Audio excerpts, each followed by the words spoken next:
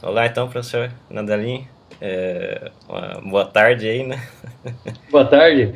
Eu fico muito feliz com o teu aceite aí por ter aceito, né, o meu convite aí de participar do Conalit. Certo. Sua participação, com certeza, eu acho que vai adicionar bastante coisa, aí, em especial pelo trabalho que o senhor faz, né? Aham. Então, pretendo fazer um bom bate-papo aí e espero que a gente consiga conversar aí algumas coisas aí, o pessoal que está assistindo aí poder aprender com o teu conhecimento aí, que com certeza vai ser bastante útil. Para mim é uma honra participar desse evento, porque há pessoas ilustres, Sim, e eu estou me sentindo uma formiguinha aqui. Se não me engano, o professor Gurgel sim, o está Gurgel envolvido também. tem alguns outros também. Aham. Tem bastante gente, graças a Deus a gente conseguiu que vários aí que estivessem presentes, né, para compartilhar com a gente aí o conhecimento deles, né? Mas, Certo. mas ainda bem que o senhor tá também, né? Vamos ver o que eu posso falar aí. Sim, não, ótimo. É, para começar, né, eu queria é, que o senhor falasse um pouco também do trabalho, né, que se desenvolve aí, né, o pessoal saber quem é o professor Carlos Nadalim, né, Uhum. tanto aí na escola quanto agora no Certo, trabalho online, né, que tá tendo um sucesso muito bom, né, e aí certo. depois a gente partir aqui para alguns pontos que eu acho que bastante legal aí, o pessoal saber. Tudo Tá bem? certo. Bom, então eu sou, na verdade, meu nome é Carlos Francisco de Paula Nadalim, mas optamos por Carlos Nadalim, ficar mais curto, né? Eu sou graduado em Direito, tenho uma pós-graduação em História da Arte Moderna e Contemporânea, outra em Filosofia Moderna e Contemporânea, um mestrado em Educação. É, lecionei por bom tempo na universidade, passei também pelo Ensino Fundamental 2, dei aulas de violão, né? Fiz Sim. estágio numa orquestra, enfim. Eu já fiz de tudo aí nesse campo da educação. Eu só não trabalhei com ensino médio. Nunca lecionei para alunos do ensino médio. E Aham. aí, agora, há 3 anos, eu estou na escola da minha mãe, coordenando a escola, e comecei então um, um projeto dentro da escola para aumentar o desempenho das crianças em leitura, escrita e em outros pontos que eu vou tratar ao longo da conversa. Depois, a partir dessa experiência, eu recebi o convite do Arno, nós éramos amigos, né, já nos Uhum. conhecíamos antes, e ele então fez uma proposta para difundirmos as minhas experiências, as experiências ali da Sim. escola pela internet. E em Aham. pouco tempo, aí já temos um ano, né, na internet, Aham. com o site www.comoeducarseusfilhos.com.br, ministrei aí 2 cursos de pré-alfabetização, né, na verdade, eu estou encerrando a segunda turma, eles já estão no fim do curso, Aham. mas, assim, em pouco tempo, nós já recebemos testemunhos de pais que realmente estão gostando do trabalho e sentindo que nós não estamos ali com teorias pedagógicas, mas com uma visão mais prática de educação, Sim. mais técnica, né? E Uhum. então, graças a Deus, está tudo correndo muito bem, né? Tanto na internet como na escola. Na escola, a Ótimo. cada ano, as crianças ficam melhores Os e eu tenho a resultados. oportunidade sempre de estar testando coisas novas ali. É uma Sim. maravilha. Não, ótimo. É, esse congresso, né, a gente pretende falar bastante sobre literatura, né? Literatura e Uhum, história pessoal. Então, quando eu fiz o convite para o senhor, né, para estar passando um pouco aqui uhum. uma entrevista, um pouco do conhecimento, aplicar isso daí para o seu trabalho com relação às crianças, né? Sim, E então aí falar do que a literatura, né, pode fazer, né? Como é que funciona, né, com relação às crianças, né? Com certeza devem ter algumas diferenças aí, né? sim. E E eu já tive a oportunidade, né, de ver quando é a escola Balão Mágico, né? Isso, o Mundo do Balão Mágico. O Mundo do Balão Mágico. E eu vi alguns vídeos, assim, das criancinhas, eu acho que eu vi até um também do professor Luiz Carlos Farias, isso, né? Uhum. E ver ali um pouco do trabalho que você desenvolve com as crianças também, né? E a gente vê que eles declamam até poesias, né? Isso. Decoram tudo e memorizam, né? E como é que vocês conseguem fazer para despertar, assim, esse interesse, né? Vamos dizer assim, né? No caso de serem crianças, né? Como é que funciona mais ou menos, assim, esse processo? Mais de 100 crianças na escola participando desse trabalho belíssimo de recitação de poesias de autores clássicos da língua portuguesa, né? E outros textos. Bom, na verdade, tudo isso começou depois que eu assisti às primeiras aulas do COF, né, do curso online de filosofia, do professor Olavo de Carvalho, em que ele, nas primeiras aulas, recomenda que os alunos memorizem poesias, leiam textos em voz alta, e ele começa a falar ali uma teoria que ele expõe para que a pessoa conquiste a própria voz, conheça a própria voz. Claro que ele não está falando de voz ali apenas no sentido, né, de percepção acústica, né, tem outra dimensão, mas ele passa ali exercícios básicos, preliminares, para que isso aconteça. Então eu estava trabalhando na escola e acompanhando as aulas do seminário, e realmente eu estava sem tempo para praticar tudo que o professor colocava ali no curso. Então o que eu fiz? Na escola, quando eu entrei, havia um horário destinado, né, à leitura de livros lá na biblioteca. Então, antigamente as crianças iam para a biblioteca e escolhiam, cada criança escolhia um livro específico e ficava ali lendo. Aí eu resolvi alterar o programa e começamos então a ler textos clássicos, o mesmo texto, todas as crianças. E num primeiro momento a minha preocupação era melhorar a fluência em leitura das crianças, né? Só que o que aconteceu?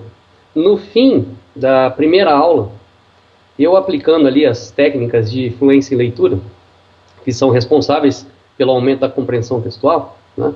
Depois a gente pode falar um pouquinho a respeito disso. Sim. As crianças elas memorizaram o texto. Sim. E não era essa a finalidade. Daí eu falei, meu Deus do céu, né? Ocorreu aqui um efeito colateral. Sim, não esperado. Maravilhoso. Então eu falei, quer saber, eu vou começar a trazer aqui algumas poesias de autores clássicos da língua, vou treinar a fluência em leitura com as crianças, vou treinar a memorização e ao mesmo tempo vou memorizar com elas textos que eu não memorizei na infância, né? Então, de certa maneira, eu estava ali praticando os exercícios do COF na escola com as crianças. Então, assim, depois de um mês, eu comecei a perceber que as crianças realmente têm uma memória, assim, que é absurda, uma coisa fantástica. E eu confesso que não conhecia isso, não conhecia essa realidade, né? Então, assim, a partir do momento que elas começaram a memorizar os textos, elas também adquiriram uma consciência, né, da própria voz, um domínio da própria voz. Então, esse desafio de memorizar um texto e declamá-lo, porque havia a declamação ali coletiva, fica um pouco robótica, você pode ver pelos vídeos, mas depois há as declamações individuais, em que daí cada criança vai empregar uma prosódia própria e assim por diante. E uma criança começa a querer imitar a outra, né, para melhorar a declamação. Então, isso começou a dar para as crianças o quê? Muita confiança, assim. Elas começaram a aumentar a autoestima, né?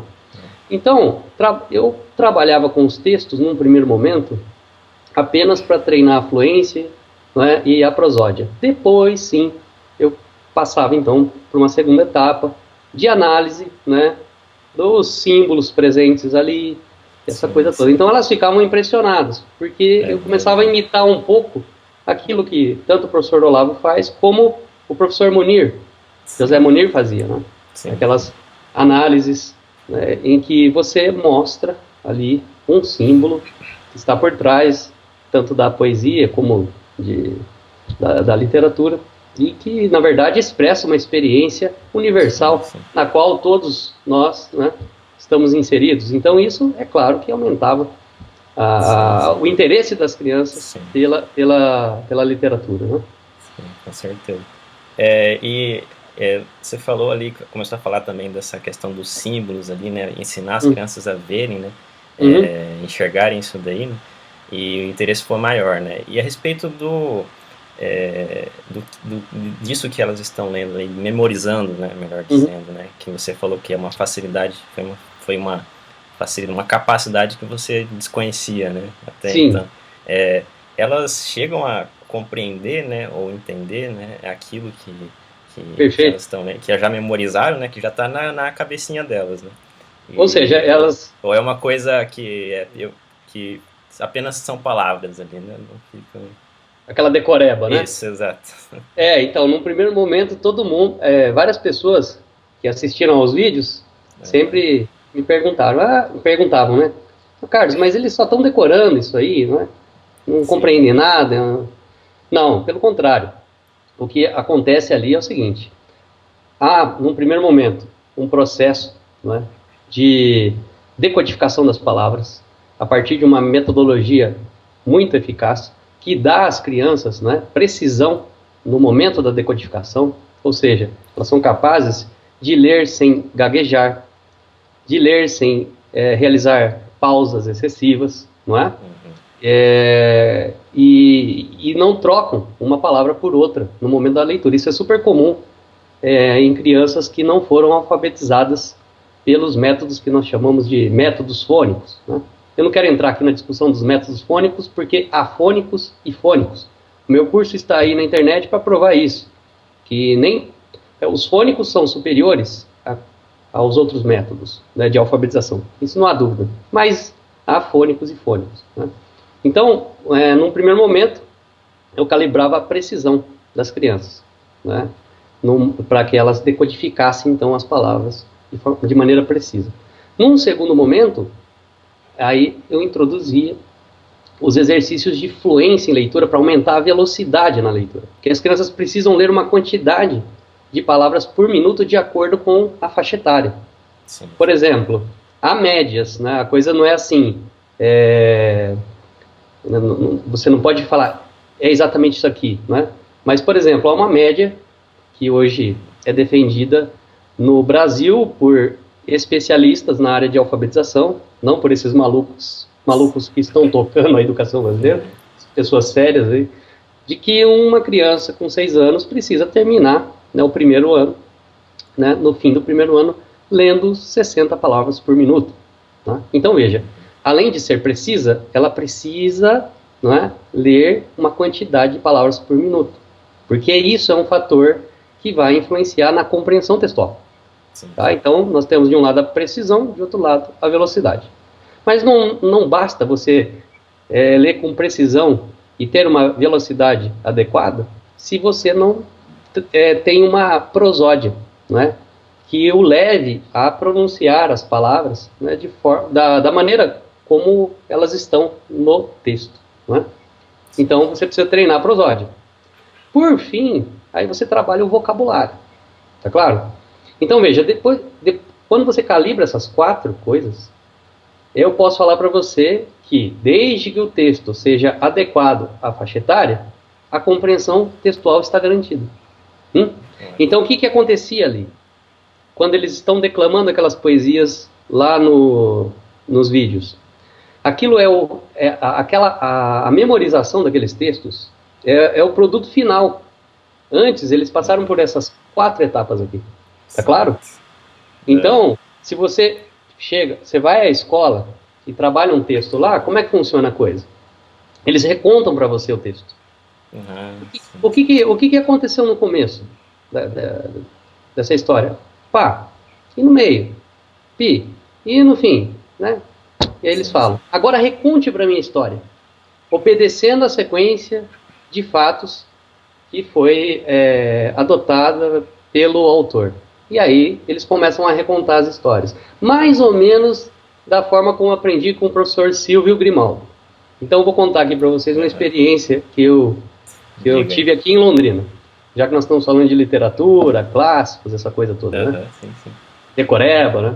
Então o professor Silvio, há um bom tempo, agora eu não me recordo o ano, ele montou um grupo aqui em Londrina para lermos os clássicos, né? Um programa de arte, ele chamava de artes liberais, não é? Na verdade, ele estava imitando algo que o professor Olavo fez com o professor Munir, ou um outro curso que o professor Olavo deu, em que o Silvio, no qual o Silvio esteve presente. Enfim, então o Silvio montou um grupo aqui, e o primeiro livro que ele escolheu, né, da lista foi a Apologia de Sócrates. Eu dava aula de filosofia na universidade, não é? E se você perguntar para qualquer professor de filosofia, a Apologia de Sócrates é textinho, né?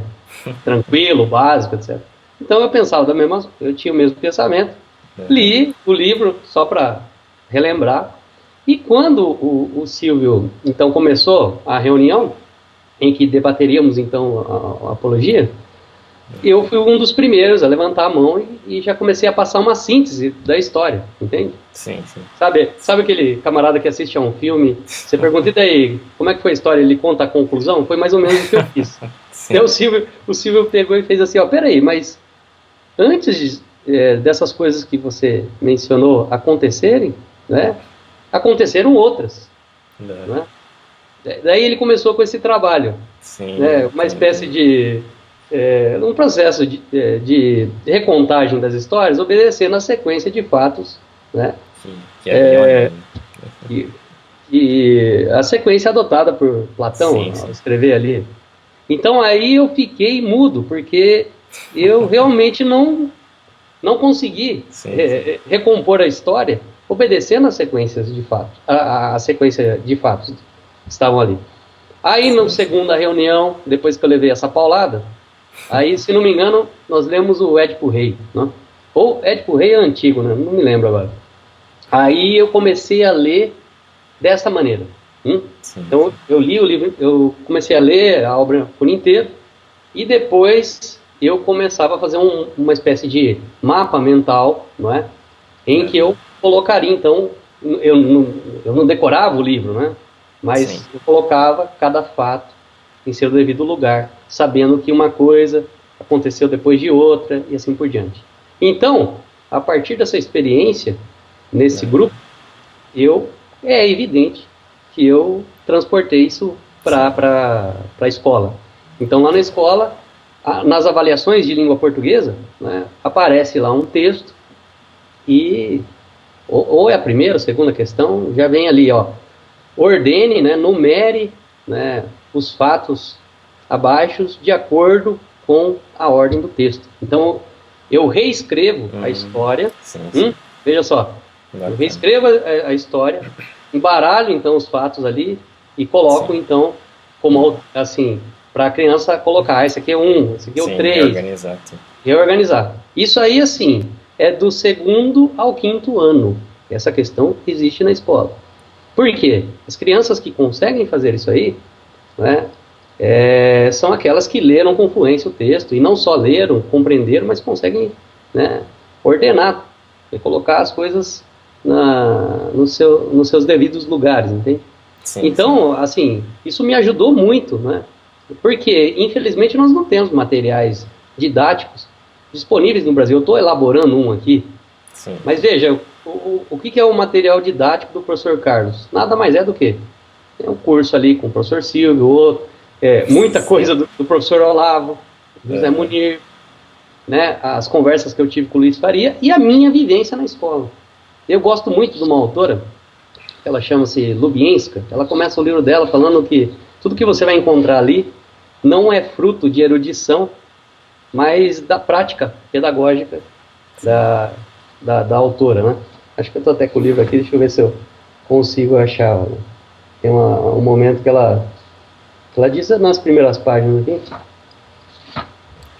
Mas enfim, agora eu não estou conseguindo localizar, mas ela diz mais ou menos isso, né? Sim.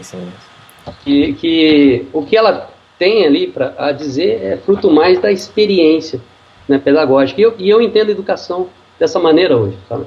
A educação como uma técnica, você está entendendo? Sim. É lógico que a ciência vem depois para analisar se aquela técnica funciona ou não, né? Mas a junção de um fator com outro, de um elemento com outro, que no fim resulta em algo, isso aí é o pedagogo que tem de fazer, né? Então, isso eu aprendi com o professor Olavo, ele faz uma distinção entre ciência e técnica, né? Ele fala que, por exemplo, a técnica, você está diante daquele conhecimento no qual há fatores heterogêneos, não é? Que se conectam e resultam em algo, mas que você não tem um princípio explicativo, não é? Do porquê que aquilo acontece. A ciência já é o contrário. Eu tenho um princípio que unifica fatores heterogêneos, né? Então, eu entendo a educação como uma técnica. Então, graças à literatura de ficção, a essas experiências nesses grupos, eu consegui, né, reunir tudo isso aí e ajudar as crianças a amarem a literatura. É bacana você contar um pouco também de como é que surgiu, né, algumas coisas aí que você hoje usa, né, e aplica, né, isso é sensacional, né, ver que tem tudo isso que aconteceu antes, né. Eu trato a leitura na escola, para mim é como o livro é lógico, né, entre aspas, aqui, como uma partitura. Eu dei aula de violão por muito tempo, então eu sei o que é ficar com uma criança, com um adolescente ali em 2, 3 compassos, entendeu? Durante semanas. E eu faço exatamente isso. É um exercício, né? É um exercício, ele vai e volta, esse vai e volta. Isso aí nós temos de fazer também, né, no treinamento da leitura. Porque a leitura é uma técnica, as crianças precisam adquirir essa técnica. Então, eu consigo pegar um texto, subdividi-lo, entende? Trabalhar uma habilidade aqui, outra ali, etc. E no fim, a coisa, sabe, dá certo. Então, a minha experiência musical também me ajudou muito, não é? Por exemplo, logo de cara eu percebi que as crianças que têm dificuldade em leitura são as mesmas que não possuem um ritmo corporal, né, ajustado, entende? Então, o problema dela está na decodificação, não é?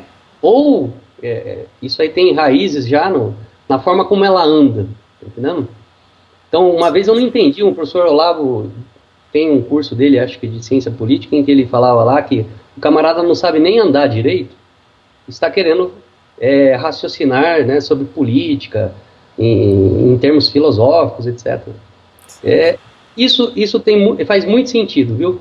Hoje, depois de estudar muito, cheguei à conclusão que se você não educa os pés de uma criança, e eu estou falando educar os pés aqui no sentido de imprimir ali um andamento regular, certo? Olha, você não pode esperar coisa boa das demais habilidades que ela utilizará para ler, para calcular, para escrever e assim por diante, né? Então, como diz Platão, o ritmo ele ordena os movimentos, não é? Então, na educação, nós precisamos trabalhar com isso em todos os segmentos. E, infelizmente, isso é desprezado hoje pelas escolas. As escolas, elas desassociaram, né, como diz a Lubienska, a educação muscular, não é, das atividades cerebrais. Isso aí é o começo da desgraça. Sim. O senhor concorda com essa ideia, assim, de que, falando sobre leitura, compreensão, né, que se tem hoje em dia de que ler é compreender, né, vamos dizer assim, né, o que eu poderia falar, assim, sobre isso? Assim? Olha, isso aí é outra absurdidade, né? Então vamos lá, vamos pegar um exemplo aqui. Por exemplo, um jogo de futebol, né? E o camarada fala que o jogo de futebol resume-se a marcar gols. Muito bem, isso aí pode ser a finalidade do jogo, mas uma partida que termina empatado não deixa de ser o quê? Uma partida de futebol. Exato. Tá claro? Então veja só, algo parecido ocorre com a leitura. A compreensão é evidente que é o fim da leitura, tá? O problema é que para você compreender um texto, você precisa dominar uma técnica. Então nós precisamos pensar de outra maneira. Lemos para compreender. Tá? Ler não é compreender. Lemos para compreender. Quando você coloca, não é, a leitura nesse critério aqui, aí as coisas começam a ficar mais claras. Por quê? Veja só, se ler é compreender, me diga uma coisa. Você está compreendendo o que eu estou falando para você? Estou compreendendo. Perfeitamente. Então veja, que aqui nós estamos decodificando palavras, né? Sinais gráficos? Não, de forma alguma. Então a compreensão não é vamos dizer assim, o objetivo apenas da leitura. Você compreende de outras maneiras. Ó, outro exemplo interessantíssimo.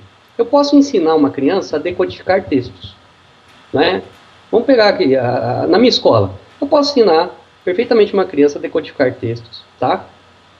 E treinar a fluência em leitura de tal maneira que ela seja capaz de ler um livro assim, que ela com certeza não será capaz de compreender por causa, por exemplo, da dificuldade ali semântica envolvida, etc. Tá?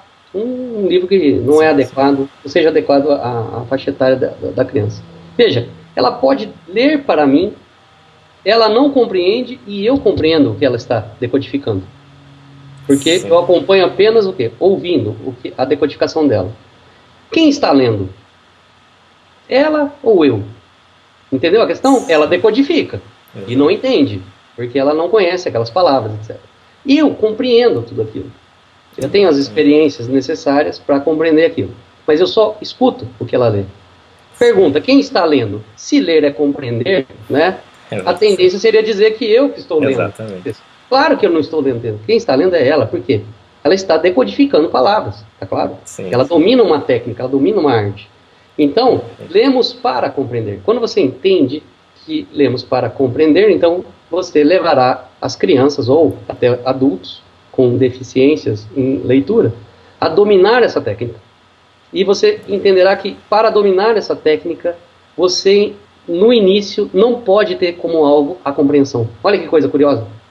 Quando eu ensino para as crianças o princípio alfabético, a manipular fonemas, essa coisa toda, ali eu não posso colocar a compreensão como alvo.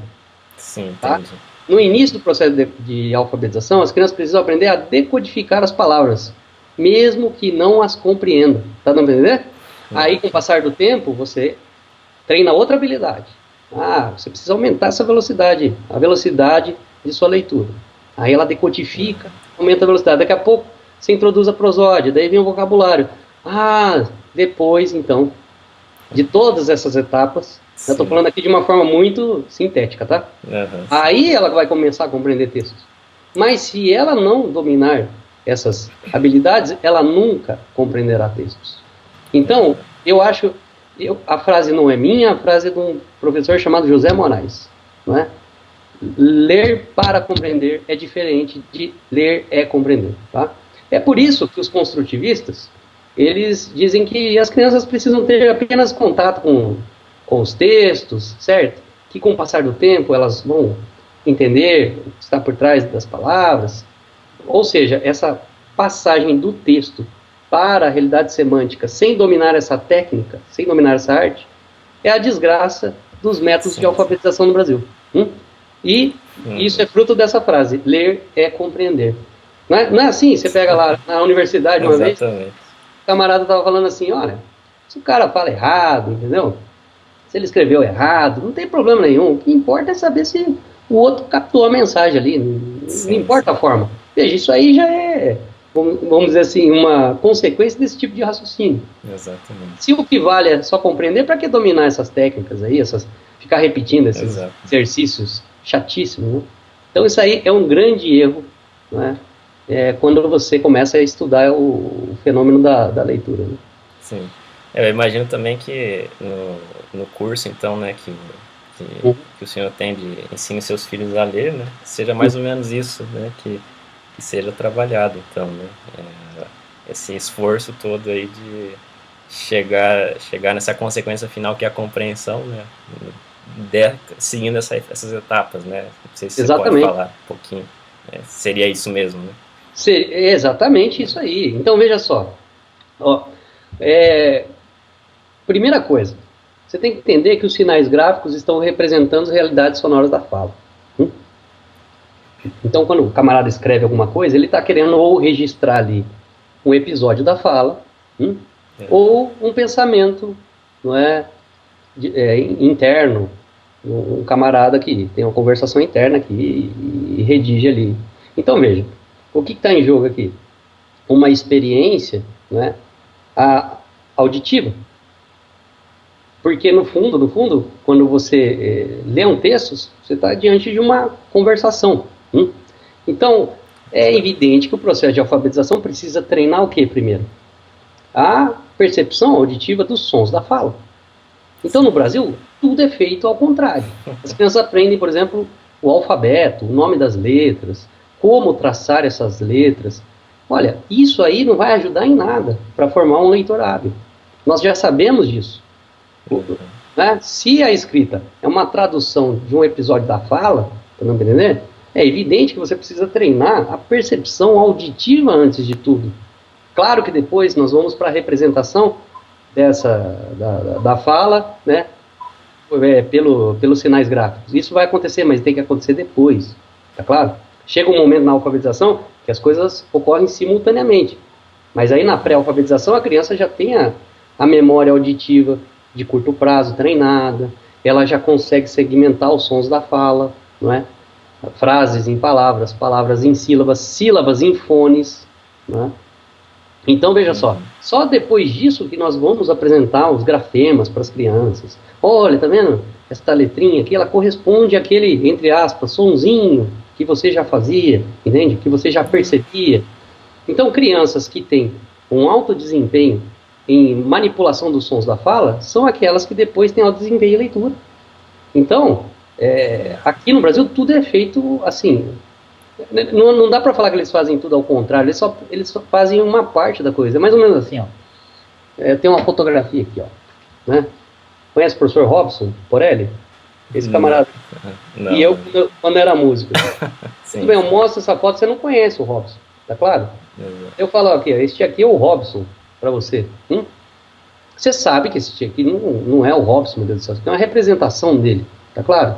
Sim. Então, eu sei que é o Robson porque eu conheço o Robson. E eu sei que aquilo ali é uma representação dele. Então eu não posso trocar uma coisa por outra, não é? Seria uma absurdidade.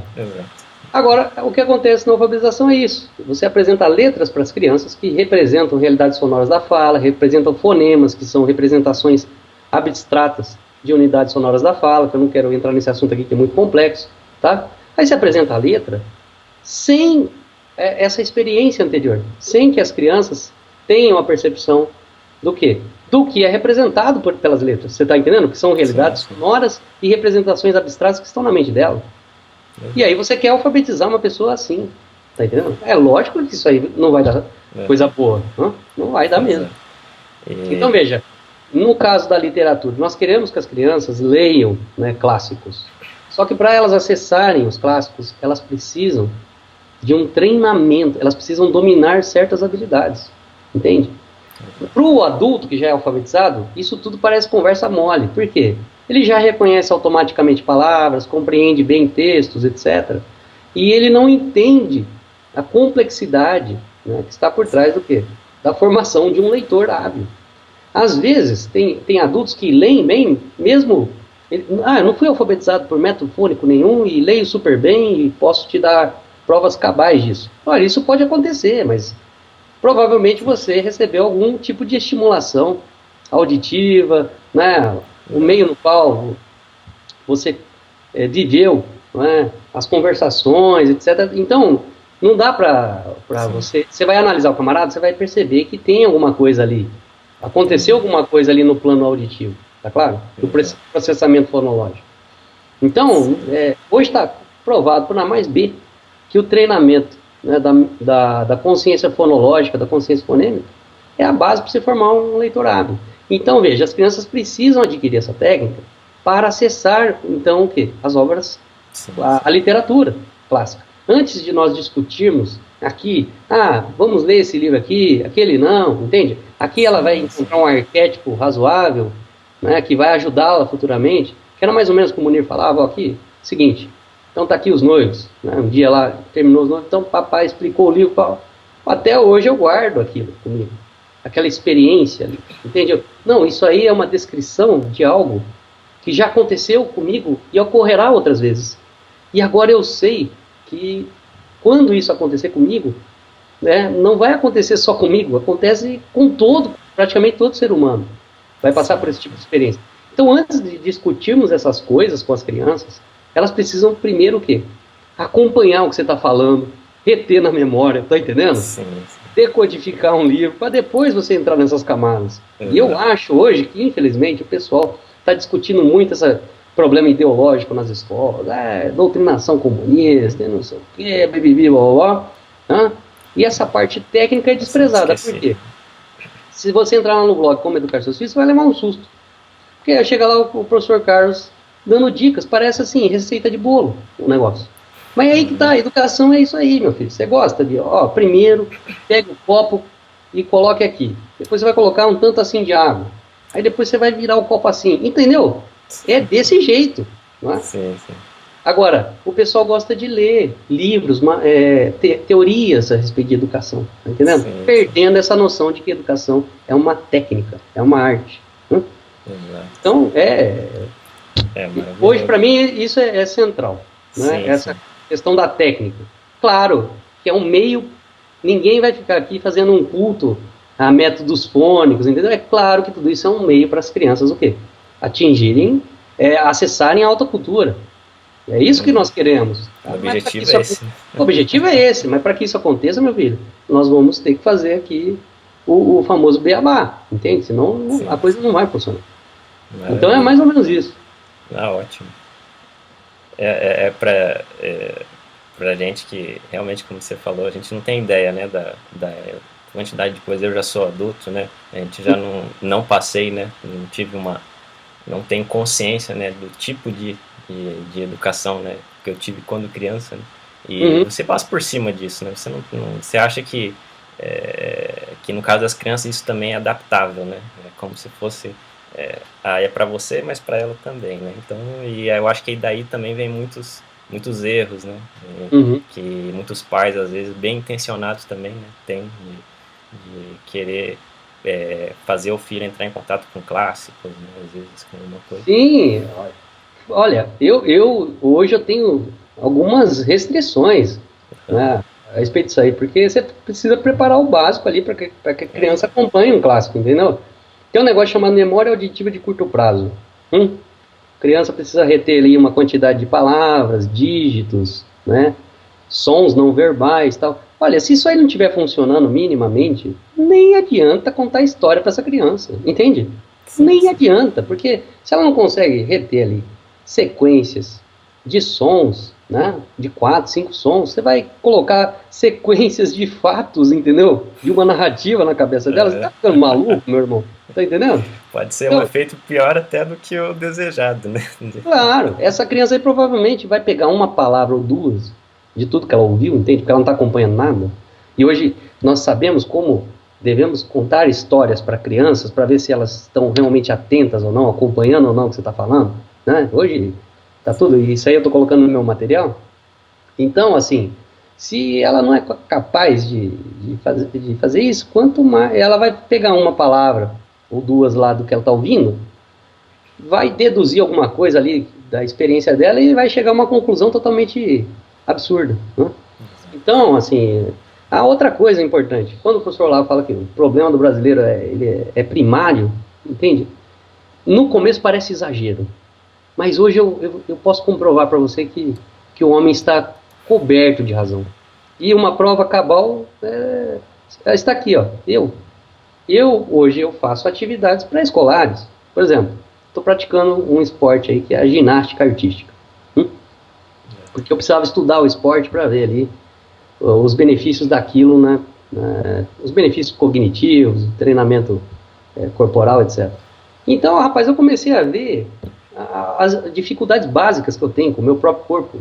E aí eu comecei a fazer uma análise. Não, olha, da mesma maneira que a minha reação aqui diante dessa atividade é exatamente a mesma diante de conteúdos filosóficos, literários, E aí eu comecei, peraí, então, se eu não educar o meu próprio corpo antes de qualquer coisa, eu não vou ter um alto desempenho em outras áreas. Tá dando para entender? E aí, se você me perguntar, que exercícios você pratica? Os mesmos que as minhas crianças praticam, minhas crianças de 5 anos praticam lá na escola. É claro que o meu desempenho é muito menor, né, do que o delas. É muito abaixo do delas. Mas eu estou aí me corrigindo, porque eu tenho um menino, meu filho tem 1 ano e 7 meses, e ele com certeza não vai passar por isso. Né? Com certeza ele vai fazer ginástica, ele já faz natação desde que nasceu, escuta histórias, entende? Vai praticar alguma luta.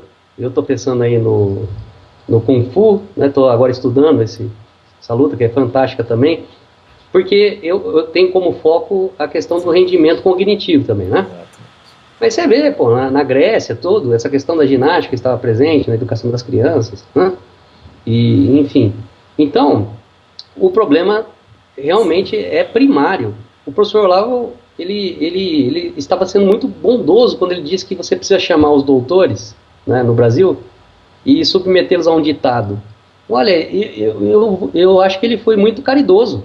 Ditado é muita coisa. Ele tem que colocar em cima de uma linha, entendeu? Você vai andar aqui, né? E você vai seguir um compasso aqui, binário, quaternário, tá? E você vai imprimir um tempo forte, assim, com o seu pé direito, nesse andamento aqui. Você vai ver o desastre, né? Vai ser um desastre, entende?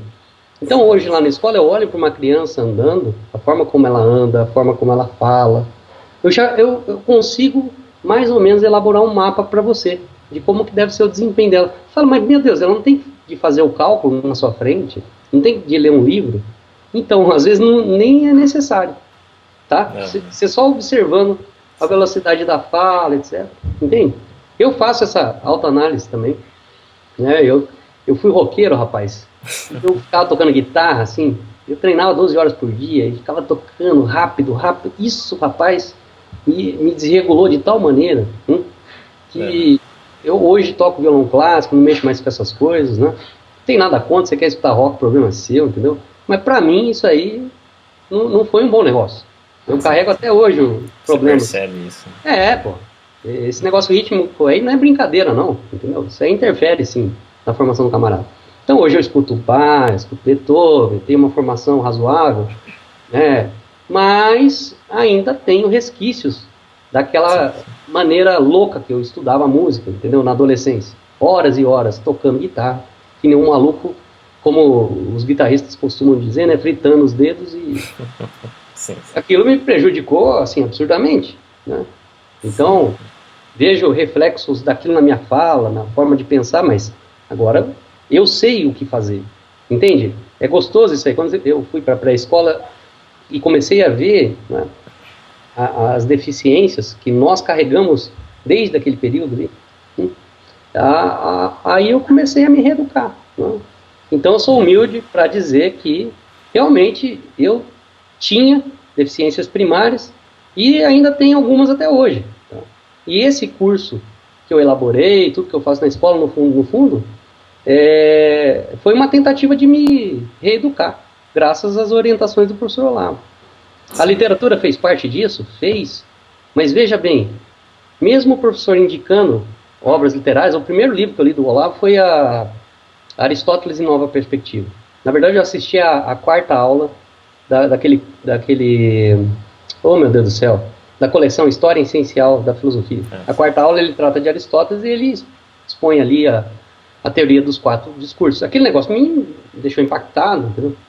Eu estava no meio do mestrado, assim, entrei no mestrado com um projeto idiota lá sobre Nietzsche, bagunça total, daqui a pouco vem aquele negócio, eu já mudei minha cabeça completamente, a forma de ver a função da arte, né? Ali como a matriz de todos os discursos e tal. Então, veja só, eu sabia de tudo isso, mas faltava o domínio de determinadas técnicas para que eu acessasse a literatura com mais, assim, com mais eficácia. Está entendendo? Sim. E aí que eu fui descobrir, opa, isso aqui é tudo muito bonito, muito bom, um dia eu quero desfrutar disso aqui, da forma como o professor está ensinando, mas antes eu vou ter que fazer o quê? A tarefinha de casa. Exato. E a tarefinha de casa foi lá na escola, com as crianças, que eu me reeduquei e me reeduco até hoje. Ah, ótimo, bacana. Até eu ia comentar também contigo sobre falar também um pouco, né, do que aconteceu com você, no contato, essa mudança aí, né, com relação ao conto do professor Olavo, é claro, né, eu também, Uhum. quem é aluno dele, né, acho que todo mundo percebe isso, né, antes e depois. Mas a respeito, assim, queria que comentasse rapidamente, né, a respeito só do, sei lá, de algumas obras, né, agora você, né, Uhum. enquanto adulto aí, né, o que você viu, né, da literatura mesmo, né, de histórias, assim, né, que te, de- te pegaram, né, vamos dizer assim, né, você observou uma mudança, opa, que Opa. só comentasse, né, alguma ou outra, né, Eu ou vou desse dicas também, né, para claro, recomendar para quem está nos assistindo aí, né, vou chover numa olhada aqui, sim, entendeu? sim, pode dizer. Apologia de Sócrates, Antígona, Édipo, Rei, Hamlet, né? Os demônios, aquela maravilha que crime e castigo, entende? Eu lembro o pessoal Sim, lendo sim. aquele negócio na universidade e os caras querendo imitar a personagem, assim como se aquilo fosse um código de conduta, você tá entendendo? Daqui a pouco você vê as análises do professor Olavo e tal, ó, isso aí é a descrição, né, entre numa mentalidade revolucionária, né? Um Sim, camarada sim. que quer justificar coisas injustificáveis. Então, enfim, eu comecei a ler também, depois de adulto, Monteiro Lobato, né? Sim. Na infância, infelizmente, eu não tive acesso. Claro que eu não vou defender que o Monteiro Lobato, eu sei que há pontos ali complicados, mas é um autor importante da língua portuguesa e escreve muito bem, né? Pelo menos as crianças podem adquirir ali um contato com a língua portuguesa, né? De uma forma mais razoável, né? Em vez de Não, ler Ruth Rocha, essas coisas aí, Ziraldo, né? Há um, agora, vou citar um livro aqui que me impactou muito, que eu li recentemente, que é As Proezas do Menino Jesus, do Luiz Jardim. Esse livro aí é um livro infanto-juvenil, né, já que nós estamos falando aqui de sim, sim. criança. E foi, rapaz, através desse livro aí que eu entendi, não é, por que há aquela transição nos evangelhos, né, da infância de Jesus para a vida adulta. Né? Há uma passagem, né, você não tem detalhes ali do que aconteceu entre esses dois planos, e eu li esse livro, rapaz, e é lógico que ele não fala ali de forma explícita, mas se você compreender bem a história, você vai perceber a importância. Até estou com ele aqui, vou mostrar para vocês.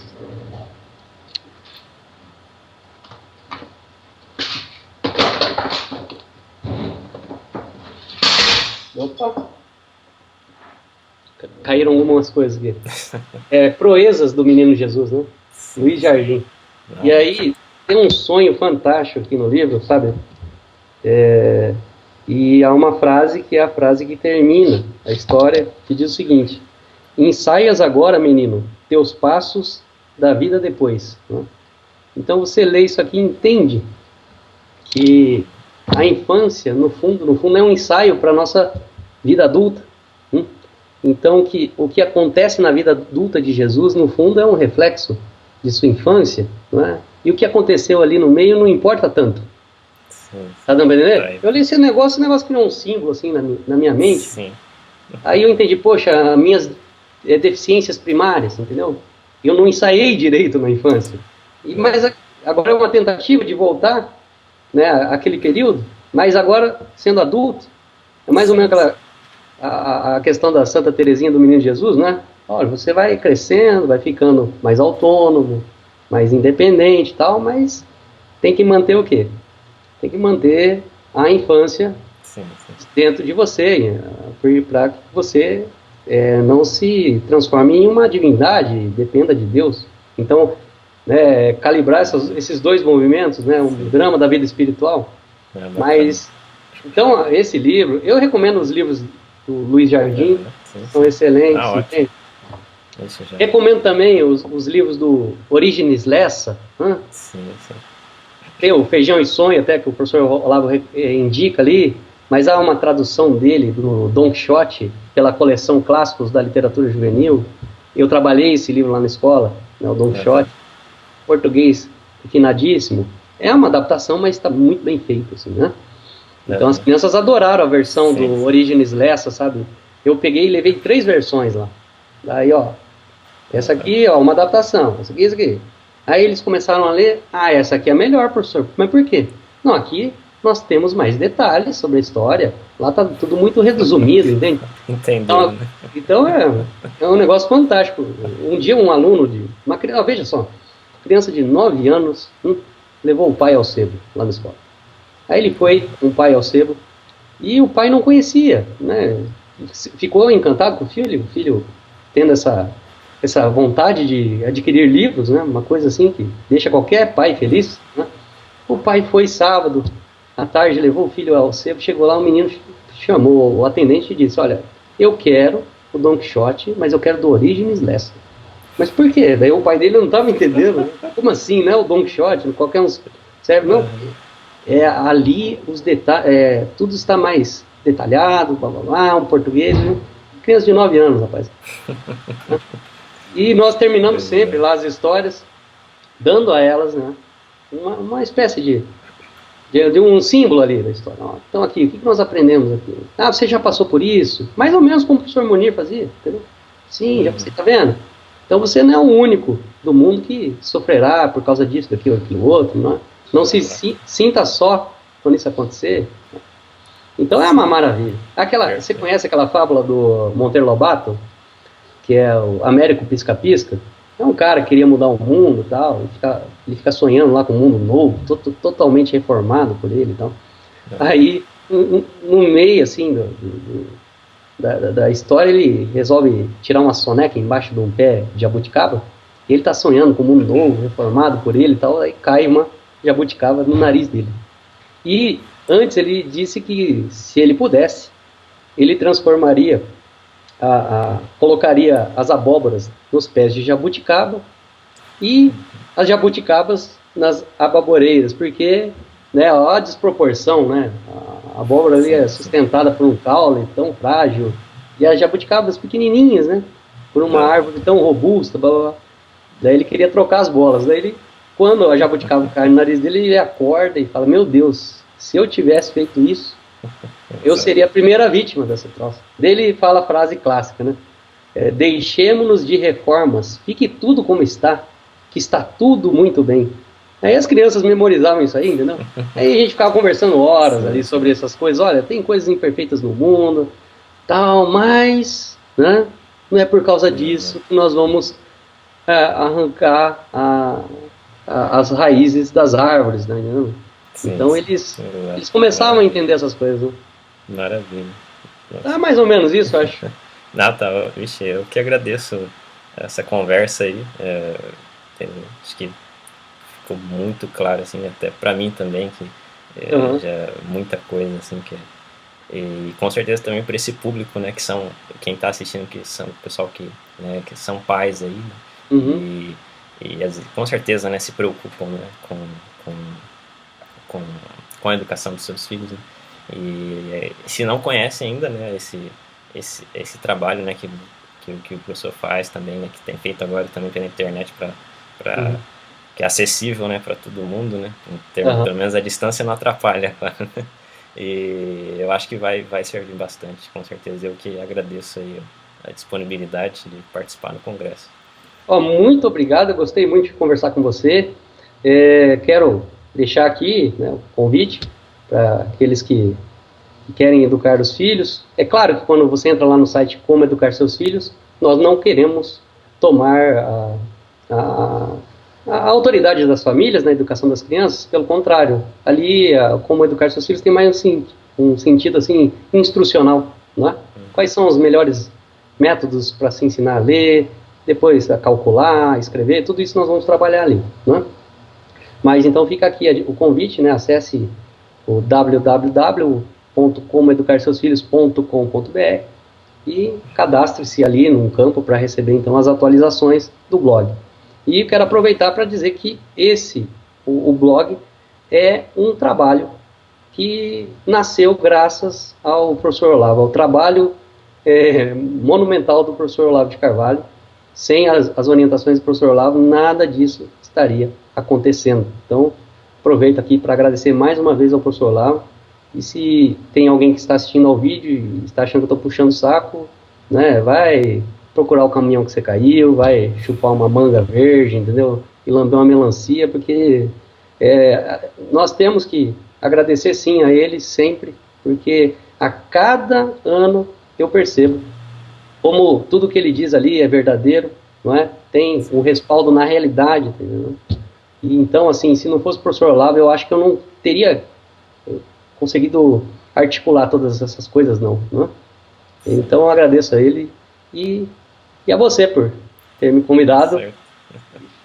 E estou à disposição. Tá certo, muito obrigado novamente.